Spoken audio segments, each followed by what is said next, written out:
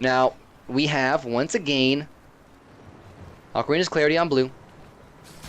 And Team Nihd on red. Team Nihd have been really playing really well. And the one thing that impresses me the most about these guys is their team synergy. They play together a lot. This is a true team. Much like Team Villain, they play together quite a bit. Now, Lissandra, Majora's Mask 420, making quite the late start here. Ukfe Uya also getting caught up by a snare, or a stun, rather.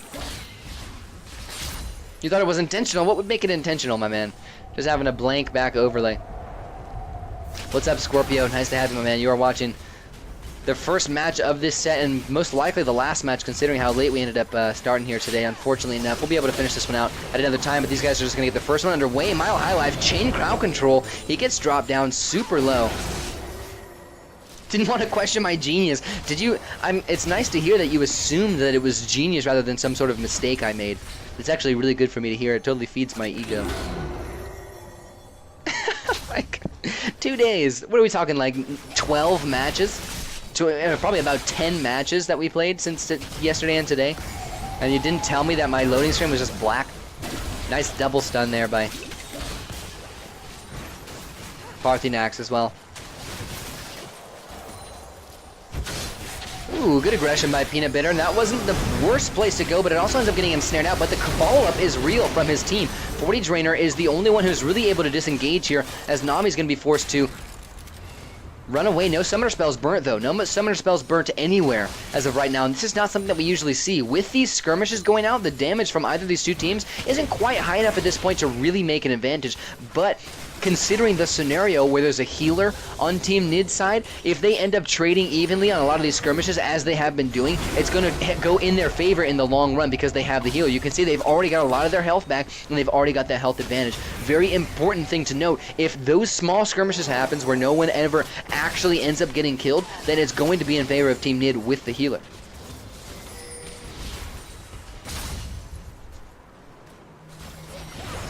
Ooh, triple stun coming out from Parthinax. That's going to be followed up by a good bit of damage, and that's going to be a trade that's heavily in favor of Team Nihd. And as Talon flashes into a trap, he ends up getting dropped. That was a very unfortunate flash, and Mile High Life might end up going down here as well. Majora's Mask takes some good damage in the follow-up. I said the follow-up from Ocarina's Clarity is real, but the follow-up from Team Nihd is real as well. You can see the synergy. As you watch, you can see the synergy between these players. These guys all know what they're doing. They know what everybody's going to be doing throughout the entire match. That was an opportunity right there for a triple stun as well. So First Blood going over in favor of Jace there, which is not where you want it to be. Siege coming out from this squad is huge. Ukfe Uya also being dropped low. That's Jinx being taken down extremely low and is now within execution range of 40 Drainer on his Jace. 40 Drainer has played a lot of Jace in the past year in Draft Labs. This guy has made a lot of great appearances on this champion. Now, a little bit of background for these guys who don't know about 40 Drainer, but Mile High Life, he ends up getting taken down first before he can even get my sentence off. Just more chain crowd control. So much good chain crowd control potential coming out here. So check this out. Imagine this. You would assume that it's just either Nami getting a bubble and then Lux following up with a snare. And there's the chain crowd control. Not the case. You have Nami bubble, then Lux follows up with a snare. If Caitlyn had reacted quickly enough and threw a trap underneath it, wow, is that going to be a solo kill for Parthinax? No, it's not. But a solo, beautiful play by Parthy allows 40 Drainer to get the kill. So, as I was saying, if Caitlyn can react fast enough and get a trap underneath the enemy that's locked up and then snared, she can actually have it activate while it's underneath them before those stuns and snares are over, and can actually have it continue with a third bit of crowd control. So that's a really big advantage for a Caitlyn here, and it's something that I don't see utilized too often in these team compositions with those heavy chains of crowd control.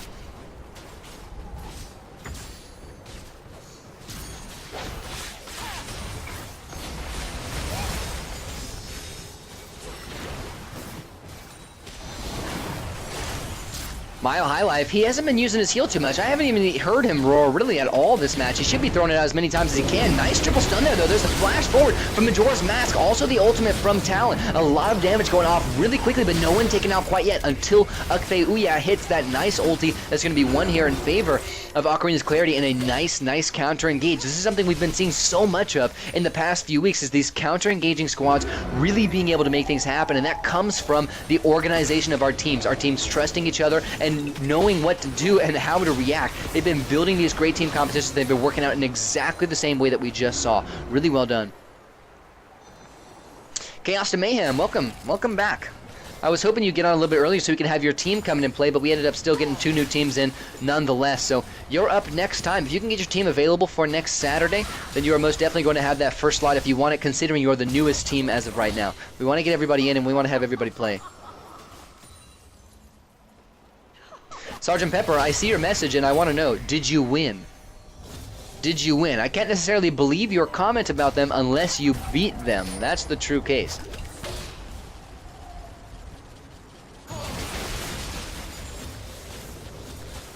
Now Ocarina's Clarity have come back with a nice little momentum lead here in their favor. They finally shown their strength. They hit the level 6, they got those ultis that they needed, and the engage from Alistar was excellent. Like I said, you know, this is how kind of the mind games went, and the communication between these two teams went in the early phases of this game, in the pick ban phase. It was, you're going to take the standard composition that wants to play safe. This is Ocarina's Clarity speaking. They said, you're going to take this standard composition as Jace and Lux were picked. They said, okay, we're going to take this composition that wants to be in your face all the time, where Lux doesn't do that well and where Jace doesn't do that well.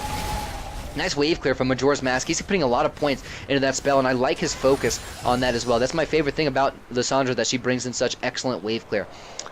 And then, you know, and then Majora's, or excuse me, and then Team Nihd came out and they ended up finishing off that that standard composition and said, okay, yeah, well, you guys can pick your engages. We're just going to kind of outlast you throughout the early game and the mid game. We're just going to kind of like, you know, whittle you down as much as we can and then try to take advantages from there and disengage you with our Nami ultimate. There's another ulti coming down from Majora's Mask. Same goes for Peanut Butter. 40 Drainer is taken so low. Nice 3-man ultimate from Mighty Beard in the backlands isn't going to be enough to take anybody down. Jace has fallen first. He got locked down for a long time there, you guys, and now another single kill off of pretty much like 4 ultis blown. It was, in fact, 4 ultis blown for Ocarina's Clarity. That's kind of a crazy thing to see, is that they blow so many ultimates, but only end up getting 1 kill. Nice possible suicide here. It's not going to be the case. Parthenax picks up that kill, but that was a good attempt and a good decision by Majora's Mask 420. Definitely has been watching us many times here in Draft Labs.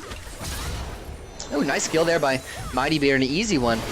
Onto Ukfe Ouya, and now Peanut Butter and Mile High Life both left alone, but no stun being dropped by Parthenax. Nice double stun there from Mile High Life. It's going to keep everybody at bay at least, and Parthenax is focusing damage onto that tower. Maybe he wants to get a suicide. I was going to say, stood there and took 1 tower hit, but he knew that the stun was not available for Mile High Life. Destin Scooch says Team Nihd is way too squishy. That's the disadvantage, and that's what Ocarina's Clarity are trying to take advantage of. Look at that wave clear. It's such a perfect defense against this super heavy landing composition because they want to be able to siege. You know, the Caitlyn can't really do anything right here. With the wave clear going down so quickly and the threat of the Alistar headbutt knock-up combo, cannot really go forward if there are no minions there. Can't take up that 1 tower hit to try to, you know, get that bit of extra damage. Can't utilize the heals that are coming out from Parthenax. So this is really good counterplay that we're seeing coming out from Ocarina's Clarity thus far. Mile High Life is also very tanky at this point. I like the start. Now Ukfe Ouya ends up getting caught out there and forces Mile High Life into the body block, and that's a good bit of damage down onto the Jinx, but Alistar has the heals, and I really haven't seen Alistar popping any heals at all. As you see the waves being cleared, that's when Alistar really should be spamming those heals. There's one. I've just been missing them, I guarantee it, because they're kind of like under the radar, but I want to see him spamming them a little bit more. As the minions get shoved underneath his turret and they go down, we should see him pop 1, maybe even 2 heals because the cooldown is reduced so much. He needs to be spamming that button, but he goes in for an engage here. Majora's Mask ended up getting snared and was not able to follow up. Lux picks up the first kill. Jace picks up the second. Now third going over in favor of Lux as well. A double kill in her favor. It was so big for Lissandra to get caught out right there, right as soon as Mile High Life wanted to make an engage. A 3-for-0 now in favor of Team Nihd. Let's watch that one again, you guys. Watch Majora's Mask. As he wants to capitalize on his E, he's unable to. It was a good placement on the E, and Mile High Life reacted really well, but watch this snare go through. Ends up getting bubbled and snared as, actually, it was double crowd control as the claw was going out. Now he has to follow up with no flash, is now out of range of the ultimate, and doesn't really have anything to offer. She pops into the 40 Drainer, but all that does is really position her in a good place for Mighty Beard to follow up with his own ultimate, which was still off of cooldown. So great job here by Team Nihd. to focus that crowd control onto Lissandra. It was right as soon as they were moving forward to try to possibly make some sort of aggression where Lissandra really would have come out on top and really would have come out heavy. So then right as soon as they did that, they split the teams, and Milo High Life was able to be focused down there and forced away rather than anything else. Now Parthenax flashes forward for a kill onto an Alistair who was just shut down there. This is the type of thing you will not see teams like Team Nihd doing, is not allowing an Alistair to stay that low. Alistair being that low would have been so advantageous for Team Nihd throughout this next few stages of the game, but now they let him die, they let him go back, buy new items, get even more tanky, and come back with a full health bar. They just healed him. They just healed him for like 1,000 health right there. You gotta keep that in mind, you guys, when you're making those decisions, plus they used a flash for it. So they aren't really going to take much off of the kill. They got the first tower down, but it was going to drop nonetheless. And now Team Nihd, or excuse me, Ocarina's Clarity, are coming back here with momentum. Momentum that they wouldn't have had if that kill hadn't have gone over onto the Alistair. First objective to the pushing squad, not too surprising. This is not surprising to see that the first objective goes over in favor of this type of squad. Now Majora's Mask is going to look for some aggression. Doesn't end up going in, but Peanut Butter does. Onto the backlines, gets Butterbrink really low. Can he get the kill? He can. He ends up falling here. He's not hasn't fallen yet. Now he's 1v1ing Parthenax. Parthenax ends up snagging that kill, but Talon has already gotten one. It's a 1-for-1 trade. Majora's Mask now following up the second kill in favor of Ocarina's Clarity, and Mile High Life might have the combo here. The exhaust dropping early. Going to try to give Ukfei Uya that kill, and he ends up snagging it even through a trap there. Parthenax, good decision on his part. Is he going to get this execution?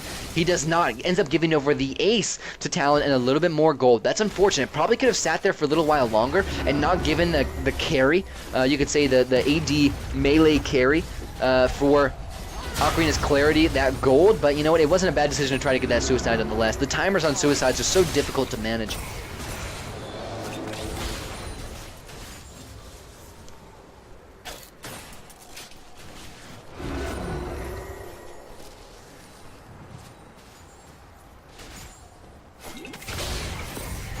Nice Q by 40 Drainer there, but now Majora's Mask is going to try to pincer him out, but there's so much damage coming out right off the bat. That Q might have gotten the kill, but Butterbrink is going to end up snagging it with the ulti. The follow-up there was big. Now Peanut Butter in the backlines. Butterbrink gets shielded, and Peanut Butter gets taken down 3-0 in favor of Team Nihd once again. I didn't even see how most of those kills ended up being got, so let's see how this one starts out, rather. Now Majora's Mask goes forward and tries to pincer out 40 Drainer, but keep in mind that Lissandra doesn't have too much to offer without the follow-up from Alistair. If Alistair had been there to disrupt Butterbrink and allow Peanut Butter and Ukfei Uya to focus Butterbrink for a little while, then it would have been much better of an engage from Majora's Mask. So, was a mistake in the end because Alistair was not there. Now Ukfei Uya is getting caught out, and it looks like she's going to end up getting caught in the snare here. That is going to be the case, and 40 Drainer capitalizes. Peanut Butter, as he makes it out of this snare of his own, he ends up going onto Butterbrink, which wasn't a bad idea. Butterbrink is definitely the priority target here. But now it's just him. It's him and Alistair, who still hadn't even made it back there yet, versus the world, and it's going to be a 3-0 in favor of Nihd once again. Now they're going to be looking to make another push back here. They do get the stun out of Mile High Life. Mile High Life knocks back 40 Drainer. That's the headbutt down. Keep that in mind, you guys. That's the engage down for him, and that's going to give them safety to push down this tower for quite some time.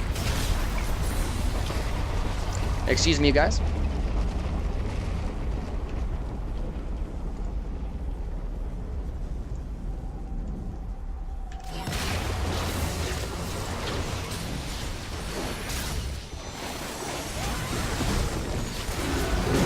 Now there's going to be another fight started here really quickly. I'm going to have to rewind this one and see how it starts, but it looks like it's going to end quite quickly. Wow, big damage coming out from Ukfei. That was huge damage from the AoE on that. I don't want to say huge damage, but it was a big spread of damage from Ukfei with that rocket form. I don't really need to rewind that one now, though. It looks like Team Nihd were making a push. They got the second tower, which is important. They exposed that inhibitor.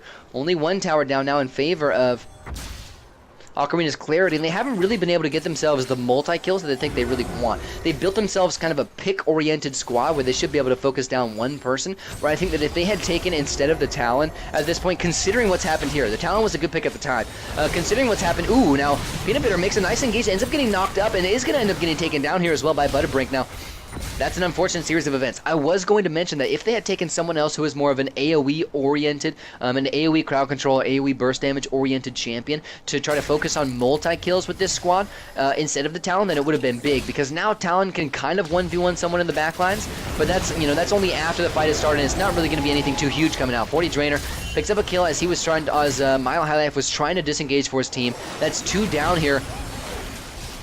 Peanut Bitter only just now respawning, but without the Alistair, they don't have much forward pressure, they don't have a tank. So it looks like that turret is going to go down, especially with a Caitlyn sieging on it and 40 Drainer on his Jace. This double AD composition is going to come out really strong here for Team Nihd. Now, as I was saying, without Talon and taking someone who's more AoE-oriented, they could have gotten themselves the multi-kills, which would guarantee them objectives later on in the game. As of right now, these single kills that they're going to get by utilizing the Talon, the burst damage, the assassin from him, is not necessarily going to get them what they really need to make it back from this game. If they had played a little bit more smart, ooh, nice entomb on the Parthenax, that's going to get Peanut Bitter a kill. That was just a disengaging entomb, most definitely, but Ukfe falls shortly after to a Jace Q, an easy Jace Q at that. Majora's Mask BMing out of that one, but Mighty Beard picks up that kill really easily and really quickly. But you know what? Not a bad time for Majora's Mask to die. Mile High Life moving forward. He gets the aggressive, here he gets the combo rather onto 40 Drainer, but 40 Drainer's going to capitalize on it, as is Butterbrink. Butterbrink's damage is too high at this moment. Destin Scooch says Nihd can push way better, so if they can ace late game, they can definitely win. I believe that's the case. I think both teams, if they can ace, they can definitely win, but as of right now, the ace potential for Ocarina's Clarity isn't that high. Peanut Bitter moves forward, gets himself 1 kill on the Lux. That's going to be the second following over for Ukfe. Ukfe going to try to 1v1 Butterbrink, ends up getting locked down by a snare there, but should be able to pick up this kill nonetheless. The exhaust fell really late there. That was kind of a wasted exhaust. It's a summoner spell that should not have been used and did not need to be used here. So there's the multi-kill that they need. They have a 3-4-1 here, as Talon was the only one falling. And if they can push directly back into this next tower, then they might be able to take it. But that's a long way to go, as they do have to go through super minions only 16 minutes into this game.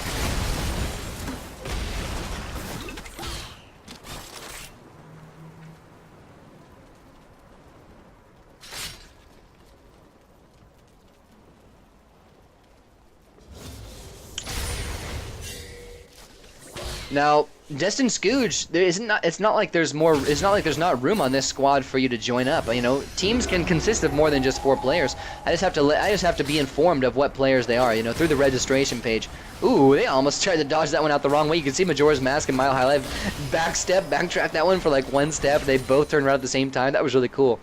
That was actually really cool to see. You don't see that too often. Here's the engage from Majora's Mask. Ends up freezing out Butterbrink. Butterbrink might get taken down quickly here, though, but it was actually Majora's Mask who falls first. Butterbrink is down, and 40 Drainer is being chased upon, but Ukfe Ouya isn't quite close enough. There's more counter-engaging capabilities now coming out from Team Nihd than there are from Ocarina's Clarity, even with the Alistair here, considering how low the mobility is and the cooldowns that are away for Peanut Bitter. They need to make something happen here. There's a nice aggressive stun that's going to come out onto Ukfe, forces his flash. Now Mile High Life caught out. Mile High Life forced out of the ultimate as well. Might end up getting taken down here as Peanut Butter is forced on the chase. This is a much better scenario for Team Nihd than it is for Ocarina, because the level of the healing, the potency of the healing that's coming out from Nami can give them that slight advantage before they get into this next fight. Mile High Life, was this the last one? I'm going to have to see what time it is after this game ends up ending here, you guys. So I cannot answer that question quite yet, so watch how this game ends up ending. I know you were part of it, but watch how this game ends up ending, and we'll be able to get into that one in I'll be able to answer your question in just a second. Or not just a second, but once this puppy's over. Now, it looks like things are really going heavily in favor of Nihd here. They have the super minions in the base, they have the Caitlyn attack in the turret, and you know what, this actually might be the finishing push here, to be honest with you guys. The members of Ocarina's Clarity are actually fairly low at this moment. Peanut Bitter, he goes forward right on the Butterbrink, ends up getting stunned out early. Mile High Life also is trying to disrupt, as is Majora's Mask with the ultimate, but is not able to make anything happen. That's 3 down, and still 0 in favor of Ocarina's Clarity. As Mile High Life goes down, that's another ace, and it looks like it is going to be GG in favor of Nihd. So congratulations to those guys for taking this first match. It wasn't too convincing in my opinion. There was just one discrepancy here, and it's going to be into the Talon. Like I said, when it was picked, I was really hyped on it. I thought it was an excellent pick, because it kind of brought in that sort of counter potential to this squad. The only thing we overlooked was the idea that they needed to get more kills than just